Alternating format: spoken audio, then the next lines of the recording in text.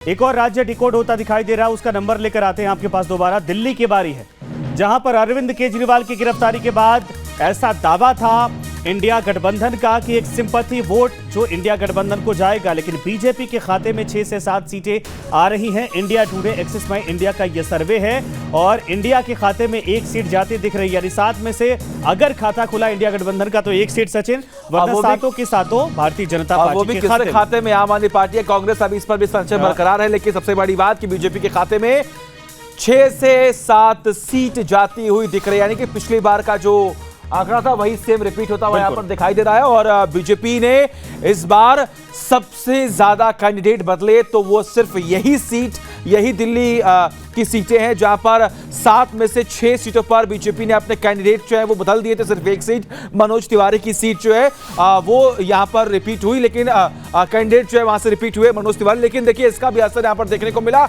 और अब जो एग्जिट पोल सामने आ रहा है उसके हिसाब से भी हम देख पा रहे हैं कि दिल्ली की 7 सीट बीजेपी के खाते में जाती हुई दिखाई दे रही है। ये बड़ी खबर है, यानी दिल्ली को लेकर जो आम आदमी पार्टी को बहुत ज्यादा उम्मीदें थी वो ध्वस्त होती दिखाई दे रही हैं। कांग्रेस ने भी, आप सोचिए कि यहां पर कांग्रेस और आम आदमी पार्टी जो पंजाब में साथ में नहीं लड़ रहे, वो बकायदा यहां पर अलायंस करके सीटें बांटे थे, लेकिन इसके बावजूद यहां पर बहुत बड़ा नुकसान या कहा जाए कि खाता ना खुलने की स्थिति है।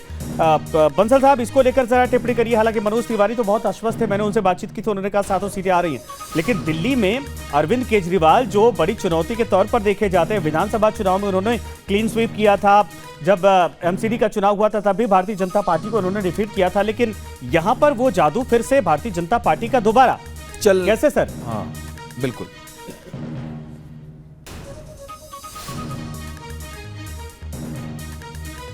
देखिए, मैं आपको आश्वस्त कर रहा हूं, दिल्ली में भारतीय जनता पार्टी 7 सीटें जीतेगी। मैं स्वयं दिल्ली के चुनाव में 20 दिन तक रहा हूं और मैंने हर कॉन्स्टिट्यूंसी को देखा है। 7 सीटें जीतेंगे। और आपने अभी कहा कि केजरीवाल जी के जेल जाने और आने के बाद सिंपैथी उसके लिए होती है जो निष्कलंक व्यक्ति होता है। जनता इतनी बेवकूफ नहीं है। हाँ। जनता ने देखा कि भ्रष्टाचार में अंदर गए हैं, शराब घोटाले में अंदर गए हैं। हाँ। सुप्रीम कोर्ट, हाई कोर्ट जमानत नहीं दे रहा है, तो काहे की सिंपैथी होगी? और आम आदमी पार्टी तो ये कहती है कि ये सिर्फ और सिर्फ आपने साजिश रची है। वो तो अभी तक यही कह रहे हैं खत्म करने की साजिश। वो तो आज भी कहते हैं कि आपको कांग्रेस से डर नहीं है, आपको आम आदमी पार्टी से डर है, जिसकी वजह से आप आम आदमी पार्टी को खत्म करने की साजिश रच रहे हैं, जिसमें आप कामयाब भी हो रहे हैं।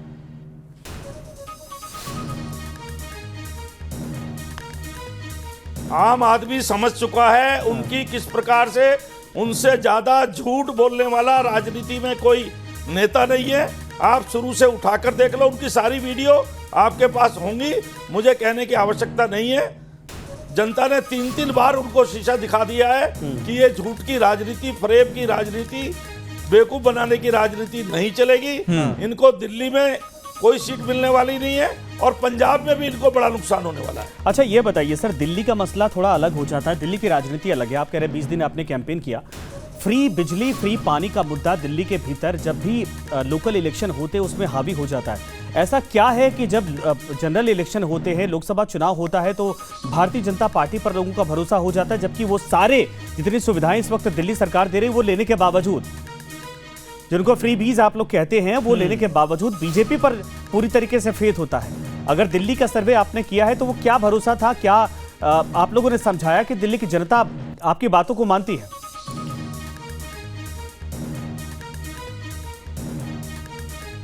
देखिए, सब जानते हैं कि लोकसभा का चुनाव ये राष्ट्रीय चुनाव होता है, राष्ट्रीय मुद्दे का चुनाव होता है और इसमें सबको मोदी जी से बड़ा कोई दूसरा दिखाई नहीं देता। मोदी जी ने 10 साल में ये विश्वसनीयता प्राप्त की है कि आज हरेक के दिल में मोदी है। आज हरेक कहता है कि मोदी है तो मुमकिन है। आज विश्व के अंदर भारत की जो छवि है उसमें लोग मोदी जी का कारण मानते हैं। भारत का जो इंफ्रास्ट्रक्चर डेवलप हुआ है मोदी जी है। भारत में जो मेडिकल कॉलेज डबल हुए हैं मोदी जी हैं। रेलवे का इलेक्ट्रिफिकेशन हुआ है 100% मोदी जी हैं। वंदे भारत 100 हो गई मोदी जी हैं। IIM डबल हो गए मोदी जी हैं। एम्स 17 दे दिए मोदी जी हैं। हर रोज 2 डिग्री कॉलेज, हर हफ्ते एक यूनिवर्सिटी खुली, ये मोदी जी हैं। तो इस प्रकार से 25 करोड़ लोगों को गरीबी रेखा के ऊपर लेकर आए हैं। 4 करोड़ लोगों को मकान दिए हैं, 12 करोड़ लोगों को शौचालय दिए हैं, नल से जल दिया है, 10 करोड़ से ऊपर गैस के कनेक्शन दिए हैं, 54 करोड़ लोगों के जनधन के खाते खोले हैं। तो हर गरीब के लिए जो काम किया है, वो स्वनिधि योजना हो, मुद्रा लोन योजना हो, विश्वकर्मा योजना हो, मुफ्त में वैक्सीनेशन हो, कितने काम गिना सकता हूं। तो हर आदमी देख रहा है कि पहली बार लोगों को डीबीटी के माध्यम से जो पैसा पहुंच रहा है, एक पैसा भी बीच में नहीं जा रहा है। तो भ्रष्टाचार मुक्त 10 साल में एक भी घोटाले का आरोप नहीं। कहां पहले की 10 साल की सरकार थी तो हर महीने एक घोटाला आता था।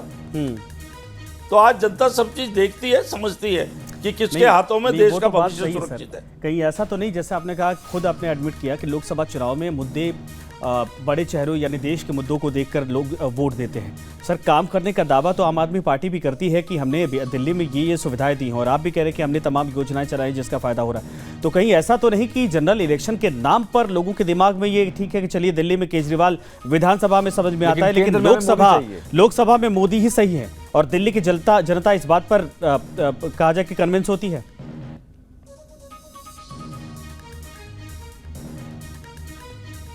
दिल्ली नहीं, पूरे देश की जनता इस बात पर कन्विंस है कि देश मोदी जी के हाथों में सुरक्षित है। देश मोदी जी के हाथों में आगे बढ़ेगा। 2047 तक का रोड मैप कौन से राजनीतिक दल के पास है? ये मोदी जी के पास है। 2047 में भारत को विकसित राष्ट्र बनाना, ये संकल्प लेकर के चल रहे हैं। वो तो संविधान की किताब हाथ में लेकर चलते हैं ना कि आप लोग 350-400 पहुंचे तो संविधान बदल देंगे। तो 47 तक जो विजन आप लोगों का है, उसके पहले इंडिया गठबंधन या कांग्रेस पार्टी या आम आदमी पार्टी, जिनको भी आप पकड़े, वो डराते लोगों के बीच में कि आप मजबूत हुए तो देश का संविधान ही बदल देंगे।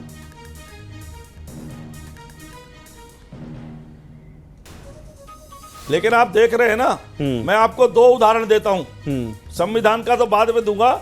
पिछले चुनाव में राहुल गांधी ने कहा था कि हम किसानों के खाते में हर महीने 12,000 रुपए भेजेंगे। मोदी जी ने कहा था हम हर एक के खाते में 500 रुपए भेजेंगे। लेकिन जनता ने किस पर विश्वास किया? मोदी जी पर। 12,000 पर नहीं किया। तो जनता किस पर विश्वास करती है? उस पर करती है जो डिलीवरी देता है, जो केवल बोलता है। संविधान का सबसे ज्यादा धज्जियां अगर किसी ने उड़ाई, मैं एक एक करके गिना सकता हूं। नेहरू जी के समय में धज्जी उड़ाई गई, इंदिरा जी के समय में उड़ाई गई, राजीव गांधी के समय में उड़ाई गई, मनमोहन सिंह जी के समय में उड़ाई गई, और स्वयं जो संविधान की किताब लेकर जा रहे हैं, उन्होंने ही कैबिनेट के प्रस्ताव को प्रेस कॉन्फ्रेंस में सबके सामने फाड़ा। यह संविधान का फाड़ने के बराबर नहीं है।